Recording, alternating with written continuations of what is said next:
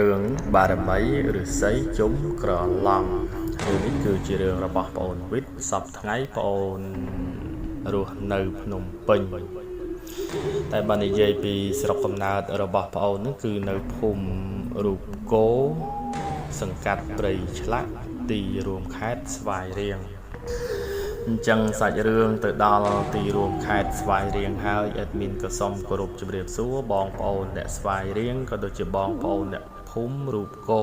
តើបងប្អូនសុខសប្បាយទេហើយសម្រាប់សាច់រឿងនេះដែរអេដមីនត្រួសមុននឹងចូលសាច់រឿងពិស្ដាដើម្បីកុំឲ្យភ័ន្តច្រឡំកាលពីឆ្នាំ2019 2020បងប្អូនប្រហែលជាធ្លាប់ដឹងថាឫស្សីជុំក្រឡង់ក៏ដូចជាឫស្សីខ្នែងបញ្ច្រាស់ឬក៏ថ្នាំងបញ្ច្រាស់អីហ្នឹងគឺលក់បានថ្លៃហើយក៏មានបងប្អូនខ្មែរយើងមួយចំនួនហ៊ានទិញក្នុងតម្លៃថ្លៃក៏មានបងប្អូនខ្មែរយើងខ្លះគាត់មិនមានលុយទិញគាត់បានទៅរកឫស្សីថ្នាំងបញ្ច្រាស់ក៏ដូចជាឫស្សីជុំក្រឡង់និងមានវត្ថុស័ក្តិសិទ្ធិផ្សេងទៀតដូចជាវល្លិចងឯងជាដើមអញ្ចឹងសាច់រឿងនេះពាក់ព័ន្ធជាមួយនឹងឫស្សីជុំក្រឡង់ហើយបងប្អូនដែលលោកមិនទាន់បានដឹងបងប្អូនប្រកាសជាអាចដឹងខ្លះដោយសារតែសាច់រឿងរបស់ប្អូនវិទ្យរៀបរាប់ពាក់ព័ន្ធទៅនឹងឫស្សីជុំក្រឡង់ហើយសម្រាប់តួអង្គនៅក្នុងសាច់រឿងនេះអេដមីនសូមជម្រាបជូនបងប្អូនថាប្អូនវិទ្យគឺជាអ្នកជួបរឿងរន្ធត់ក៏ប៉ុន្តែមានគ្រួសារមួយនៅភ្នំពេញដោយគ្រួសាររបស់គាត់មានជំងឺរ៉ាំរ៉ៃបាននិមន្តព្រះសង្ឃមួយអង្គហ្នឹងប្អូនមិនបានចាំពនាមលោកទេដឹងតែលោកនិមន្តមកពីខាងស្រុកមោងឫស្សីហើយសម្រាប់បងស្រីរបស់ប្អូនដែលត្រូវវិញ្ញាណខ្មោចចូលឈ្មោះថាបងស្រីវ៉ននិងបងស្រីម្នាក់ទៀតដែលប្អូនបានទៅលេងផ្ទះគាត់នោះឈ្មោះថាបងស្រីឌីអញ្ចឹងដំណើរសាច់រឿងពិស្ដានឹងចេះបងប្អូនហើយកាលពីឆ្នាំ2019មានគ្រួសារមួយនៅទីក្រុងភ្នំពេញគាត់មានជំងឺរ៉ាំរ៉ៃមើលពេទ្យឯណាក៏មិនជាមើលគ្រូឯណាក៏មិនជាដែរដល់អញ្ចឹងប្រហែលឆ្នាំតែប្អូនរស់នៅក្បែរគ្រួសារហ្នឹងគឺប្អូនមិនដែលឃើញគាត់បានជាឬគាត់អាចដើរខ្លួនឯងបានទៅឯនេះទៅឯនោះអញ្ចឹងណាបងប្អូនឃើញតែគាត់ឈឺទេអញ្ចឹងប្អូនរៀបរាប់ថាកាលពីឆ្នាំ2019គ្រួសារនឹងឈឺហើយក៏និមន្តព្រះសង្ឃមកព្យាបាលជំងឺនៅផ្ទះរបស់គាត់រួចពេលហ្នឹងប្អូនរៀបរាប់ថាកាលនោះក្នុងឆ្នាំ2019គេល្បីល្បាញរឿងឫស្សីថ្នាំងបញ្ច្រាស់ក៏ដូចជាឫស្សីជុំក្រឡង់អីអញ្ចឹងទៅប្អូនបានទៅលេងផ្ទះរបស់ប្អូននៅខាងខេត្តស្វាយរៀងដល់ទៅពេលអង្គុយក្រោយផ្ទះហ្នឹងប្អូនក៏បានឃើញឫស្សីនៅក្រោយផ្ទះរបស់ប្អូន2-3គុំអញ្ចឹងទៅប្អូនក៏បានយកកំបិតទៅរកមើលដើម្បីកាប់ឫស្សីជុំក្រឡង់ឬមួយក៏ឫស្សីថ្នាំងបញ្ច្រាស់អញ្ចឹងទៅប្អូនក៏ដើរមើលចុះមើលឡើង2-3គុំហ្នឹងប្អូនក៏បានឃើញឫស្សីមួយដើមហ្នឹងវារាងកោងរាងមូលអញ្ចឹងទៅក៏ប៉ុន្តែពេលហ្នឹងប្អូនបញ្ជាក់ថាប្អូនមិនបានស្គាល់ថាឫស្សីយ៉ាងម៉េចជុំក្រឡង់ឬមួយក៏ឫស្សីយ៉ាងម៉េចថ្នាំងបញ្ច្រាស់អញ្ចឹងទៅប្អូនចេះតែកាប់យកមកទុកក្នុងផ្ទះដល់ទៅពេលកាប់ទុកក្នុងផ្ទះអញ្ចឹងទៅដល់ថ្ងៃប្អូនឡើងមកភ្នំពេញនេះប្អូនក៏បានយកឫស្សីដែលប្អូនសន្មតថាជាឫស្សីជុំក្រឡង់នោះយកមកដល់កន្លែងប្អូនស្នាក់នៅឯភ្នំពេញនេះអញ្ចឹងដំណើរសាច់រឿងបន្តនឹងចេះបងប្អូនណាពេលដែលព្រះសង្ឃនិមន្តមកដល់ផ្ទះអ្នកជំងឺនោះប្អូនក៏ដូចជាលោកយាយលោកតាបានទៅមើលពីជោគជតារាសីរបស់ខ្លួនក៏ដូចជាមើលពីថ្ងៃអនាគត បើនិយាយឲ្យចំទៅថាទៅទុះទាយអញ្ចឹងណាបងប្អូនទាយមើលថាឆ្នាំនេះលោកស៊ីបានឬក៏មិនបានលាក់ឆុងយ៉ាងម៉េចខ្លះខាតបង់យ៉ាងម៉េចខ្លះចេះតែមើលទៅឧយកណ្ណៈហ្នឹងប្រសង់លោកចេះតែមើលទៅទុះទាយតាមដំណើរទំនងហ្នឹងទៅមានញាតិញោមជាពុទ្ធបរិស័ទខ្លះទៅក៏បានប្រគេនជាបច្ច័យញាតិញោមពុទ្ធបរិស័ទខ្លះប្រសុំទោសញាតិញោមពុទ្ធបរិស័ទខ្លះទៅក៏ប្រគេនជាភេសជ្ជៈអញ្ចឹងពេលហ្នឹងប្អូនវិទ្យឯណេះបានឫស្សីដែលមានរង្វង់ប្រៀបបានដូចឫស្សីជុំក្រឡង់ដែរអញ្ចឹងណាបងប្អូនបានទៅជួបលោកហើយប្អូនក៏យកឫស្សីនោះប្រគេនលោកដើម្បីឲ្យលោកមើលថាឫស្សីហ្នឹងគឺជាឫស្សីជុំក្រឡង់ឬមួយក៏យ៉ាងណាខ្ញុំក៏ណាមិនស្គាល់អញ្ចឹងទៅគណៈហ្នឹងប្រសង់លោកមានសង្ឃដីកាតបមកវិញថាឫស្សីរបស់ប្អូនឯងឬក៏ញោមឯងហ្នឹងមិនមែនជាឫស្សីជុំក្រឡង់ទេឫស្សីជុំក្រឡង់របស់អាត្មាឯណេះលោកក៏បានដកឫស្សីជុំក្រឡង់របស់លោកចេញពីថង់យាមកអុយពេលហ្នឹងប្អូនរៀបរាប់ថាអញ្ចេះពេលដែលបានឃើញឫស្សីជុំក្រឡង់របស់លោកហើយនោះមើលទៅមានសន្តានដូចជាពស់វែកអញ្ចឹងមានរង្វង់មូលជាច្រើនជុំហើយក្បាលហ្នឹងគឺប្រៀបបានដូចជាពស់វែករួចទៅដែលគុណលោកមានសង្ឃដីកាថាអញ្ចេះបរត្បានេះគឺជុំក្រឡង់ពិតប្រាកដហើយក៏មានវិញ្ញាណស្ថិតនៅក្នុងឫស្សីជុំក្រឡង់នឹងដែរចាំមើលចាំថែរក្សាម្ចាស់ឫស្សីជុំក្រឡង់នឹងខណៈនឹងនិយាយ1 2ទៅបដិជគុណលោកមានសង្ឃដីកាថាអាត្មាដូចជាមាននិស្ស័យជាមួយនឹងប្អូនឯងឥឡូវនេះអាត្មាជូនឫស្សីជុំកឡង់នេះឲ្យទៅប្អូនឯងមើលថែរក្សាឲ្យបានត្រឹមត្រូវផងគេនឹងតាមជួយថែរក្សាប្អូនវិទ្យឯងវិញចឹងទៅលោកមានសង្ឃដីការៀបរាប់ទៅតាមដំណើរទំនងចឹងទៅប្អូនក៏ថ្វាយបង្គំអរគុណដល់បដិជគុណតែលោកចិត្តល្អលោកបានឲ្យឫស្សីជុំក្រឡង់ទៅប្អូនដើម្បីការពារបញ្ជាបាននៅសត្រូវផ្សេងតាមបែបផ្លូវងងឹតអញ្ចឹងណាបងប្អូនអញ្ចឹងគណៈនឹងប្អូនវិទ្យក៏បានថ្វាយបង្គំលីបដិជគុណត្រឡប់មកផ្ទះវិញត្រូវនឹងល្ងាចថ្ងៃសៅរ៍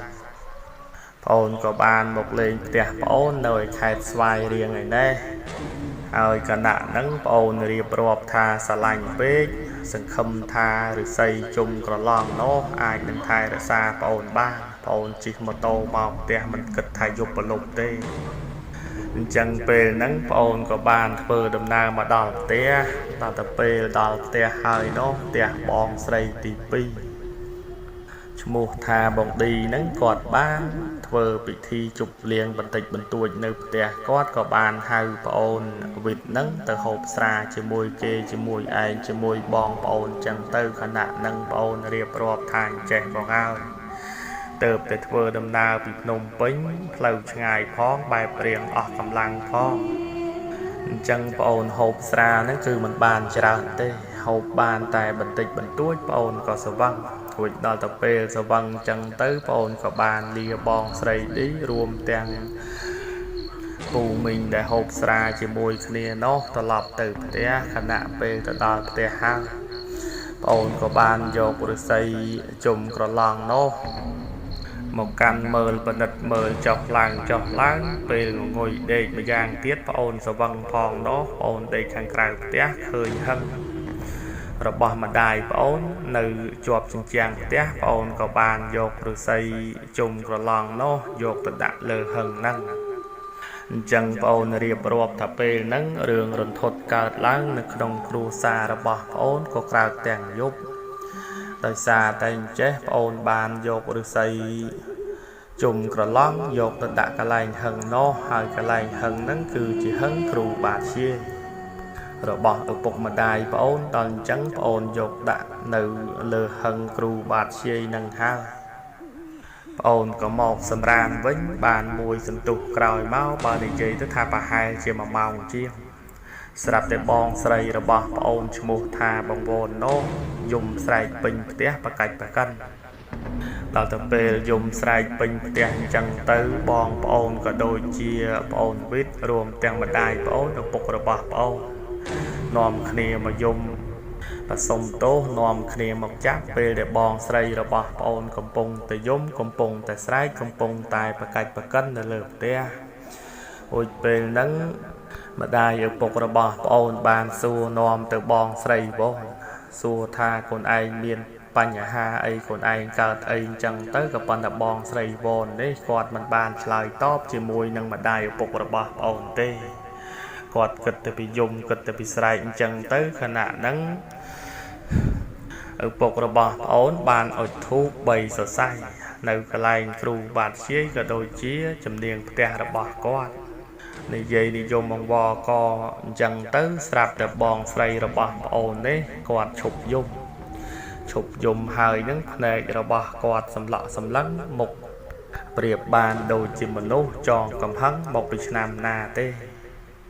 រួចពេលនឹងឪពុករបស់ប្អូនឃើញទឹកមុខបងស្រីរបស់ប្អូនបែបភ្នែកកលេចកលាច់អញ្ចឹងទៅគាត់ក៏ដឹងគាត់ក៏បានសួរថាអ្នកឯងមកពីណាទៅណាបានជាមកចូលកូនរបស់យើងរួចពេលហ្នឹងខ្មោចដែលគេចូលសន្ធិដ្ឋនៅក្នុងខ្លួនរបស់បងស្រីប្អូននោះក៏ឆ្លើយតបមកវិញថាយើងមិនទៅឯណាភ្លាមនោះទេគឺយើងចូលមកអរគុណដល់កូនប្រុសរបស់ឯងដែលបានដោះលែងយើងរួចពេលហ្នឹងឪពុករបស់ប្អូនឆ្ងល់សួរនាំថាកូនប្រុសរបស់ខ្ញុំមួយណាដោះលែងអ្នកឯងនោះហើយបើសិនជាដឹងថាគេដោះលែងហើយនោះចុះហេតុអីក៏មិនទៅអាមិនក៏ចូលបោកខ្លួនកូនស្រីរបស់ខ្ញុំធ្វើបាបនាងមិនដឹងអីផងរួចពេលហ្នឹងខ្មោចក៏គេឆ្លើយតបមកវិញណាបងប្អូនគេថាគេចូលមកនេះគេមិនមែនធ្វើបាបទេគេចូលមករៀបរាប់អរគុណប្អូនវិនក៏ដូចជាអរគុណលោកតាដែលបានដោះលែងគេអញ្ចឹងពេលហ្នឹងឪពុករបស់ប្អូនបានសួរនាំបន្តទៀតថាលោកតានៅកន្លែងណាដោះលែងហើយនាងឯងនៅឯណាឲ្យប្រកាសអញ្ចឹងទៅនាងខ្មោចនោះក៏បាននិយាយថាលោកមួយអង្គនោះខូចណាស់បានចាប់នាងឲ្យព្រាត់ពីគ្រួសារព្រាត់ពីប្តីព្រាត់ពីកូនមកចងនាងទុកក្នុងឫស្សីជុំក្រឡោះរួចពេលហ្នឹងនិយាយបានមួយម៉ាត់ពីរម៉ាត់នាងខ្មោចនឹងក៏យំទៀតណាស់បងប្អូនតែយំនេះគឺចូលទៅក្នុងខ្លួនបងស្រីរបស់ប្អូនវិតយំរៀបរាប់ថាគេនឹកប្តីនឹកកូននឹកចៅរបស់គេណាគេបានបែកពីផ្ទះគេហ្នឹងយូរមកហើយដោយសារតែលោកមួយអង្គហ្នឹងបានចាប់គេចងគេនៅក្នុងឫស្សីជុំក្រឡោះហើយបើគុំតែលោកតាជួយស្រាយឲ្យម្លេះគេមិនទាន់បានរកផ្លូវទៅផ្ទះឃើញឬមួយក៏គេត្រូវនៅក្នុងឫស្សីជុំក្រឡំនឹងរហូតហើយក៏មិនដឹងរួចពេលនឹងនិយាយចុះនិយាយឡើងខ្មោចដែលនៅក្នុងខ្លួនរបស់បងស្រីប្អូននោះក៏បានថ្វាយបង្គំទៅកន្លែងគ្រូបាធាហើយលើកដៃសំពះឡើងលើថាអរគុណលោកតាបើគុំតែលោកតាជួយខ្ញុំគ្មានសេរីភាពទេរួចពេលហ្នឹងខ្មោចនឹងក៏រៀបរាប់ទៀតណាបងប្អូនថាកុំឲ្យប្អូនវិតនេះផឹកស្រាច្រើនពេកបើមិនចឹងទេមិនជាទេជំងឺកាពះរួចពេលហ្នឹងប្អូនវិតក៏ឆ្ងល់ដែរថាសំបីតែប្អូនឈឺកាពះហ្នឹងក៏ដឹងដែរសំបីតែប្អូនចូលចិត្តផឹកស្រាហ្នឹងក៏ខ្មោចហ្នឹងគេដឹងដែរអញ្ចឹងពេលហ្នឹងមុននឹងខ្មោចគេលាចេញទៅនោះគេសន្យាថាគេនឹងតាមមើលថែរក្សាប្អូនវិតដោយសារតែប្អូនវិតហ្នឹងបានជួយដោះលែងគេជាមួយនឹងលោកតាដែលជាគ្រូបាធារួចគេនិយាយនិយមអញ្ចឹងហើយគេក៏លើកដៃសំពះទៅប្អូនវិតផងលើកដៃសំពះទៅកន្លែងគ្រូបាធាផងលើកដៃសំពះទៅឪពុករបស់ប្អូនម្ដាយរបស់ប្អូន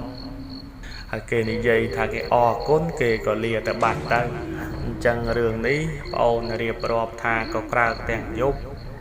រហូតមកដល់ចុងឆ្នាំ2019គេក៏ត្រឡប់ចូលមកម្ដងទៀតបងប្អូនណាពេលគេចូលហ្នឹងគេបានសួរនាំ từ ôn vịt ở đây cái xua nòm thá ôn vịt nâng chụp Phật sra hai rồi nâu bà sân chia nâu ta bần to Phật sra tiết cái lên tam thai đại xá cái lên chui hao hay về để châu mà đòn tiệt nâng cứ mình châu để na tê châu từ bong sray rồi bà ôn ở đây hơi bàn son này ra chỉ mùi nâng krong krua xa ôn rùm tiền ôn vịt ní ta oi ôn vịt nâng chụp Phật sra kê nâng chui tam thai đại xá kê nâng chuối ao chùm rong chùm ra chẳng ôn có chúc Phật sá tam ở vây đài vị nhiên nơi nông rực xây chùm cờ lòng nâng prát hơi chạp tăng bị bê nâng máu ôn riệp rộp thành chế cua xa rồi bỏ ôn tay để chua đường plai plai cơ bản là đường plai plai chứ mình men khát bong lùi cả tê miền tại chùm nành lùi cạn chẳng nó bong ôn nơi sọc sọc cái sông tinh đi cái sông tinh nốt hơi ở bộ rồi bỏ ôn lúa nông nằm lại mùi để lấy cực tha kê mình hiền dồn chẳng tới gặp bọn tá kê nơi ta hiền tinh chẳng cua xa rồi bỏ ôn bà này dây tới chua đường plai plai hơi đường plai plai nốt tay tại chùm rá đó là cua xa chẳng đường rồi bỏ ôn viết miền tại phần năng tế admin riệp rộp tại hai cạnh và chân lọ răng ná xôm ôn viết chui bằng pin bằng thèm phong hay môn đang bình chọp sạch đường đi bong ôn nào để dây đường sao được trong video tịch cho mong trầm uôn cần là dục mình admin ông cuối nơi đàm spy nơi hàng một tea một đàm spy hàng một tea nắng về riêng là ngật nó ông coi chẳng tới sạp tài tù sạp rồi bỏ admin rồi bọn smart nó về rô rồi krân chẳng admin có lực hơi này dây tha alo chấm điệp xu chẳng tới sạp để phê nó quạt lại to mà bình tha chấm điệp xuống bọn admin hồi về nắng quạt sông xuồng tích quạt này dây tam tù sạp bắn nát bọn ổn cả lại ngặt nó quạt sông xua thành chế admin trong sông xuồng tích thà máu một xó rồi còn một mang hồi về nắng admin ông coi mà nè anh cái này là ngật phong bong bầu nói đâu sọc tề mà xuồng chăng admin nó có lời dọc mà rồi luôn đá thà máu một sò có miết một màu có miết sài đây là người ta cái tròn lon chẳng tới cái tròn lon vừa một thò mà đa cả bán cái tròn lon vừa một của lại có bán vừa một sò có bán vừa một màu có ba người quạt có xua bên thay tiệt thành chế màu đà nắng miền sầm đập trường đài ót admin có slide tọp từ bình như nè bong ổn slide thành chế sài lừa máu cái tròn đà ao miền sầm đập trường ngôn rừng cư tia rừng cư sà la khăn có miến hồi bất kỳ đà bẹp sầm ra luôn nó có miền đa cái ai họ có bán cái ai đà có bán tạm chật cái tròn chẳng tới khả năng nắng đi dây bắn đá trường rồi bỏ admin nắng đà sầm đà mọc tia bắn đá còn ta thả bài lìa háo admin mà đào tiền là mô hồi về nâng nực khơi như na bong bó nực khơi tha đôi chữ khoạc về xua về dục háo trong cả lại admin nơi mà này ai tiên ở chùm riệp chùn bong bó tha chế còn ta bó sầy xua phliềm nâng bà rùm nhá stu ngợp đa mọc đẹp phliềm chẳng na bong bó chẳng sạch rương đi miền tại phần năng tê admin riệp rộp từ hai cạnh và chân lọ tròn ná rư mùi có prao bị xâm đầy nà mũi đòi cùng xòm rúm có xông bong bóng khăn tay ập hầy tốt đòi cho bạt phóng chia trong kráo xôm o cốn nâng xôm châm riệp ly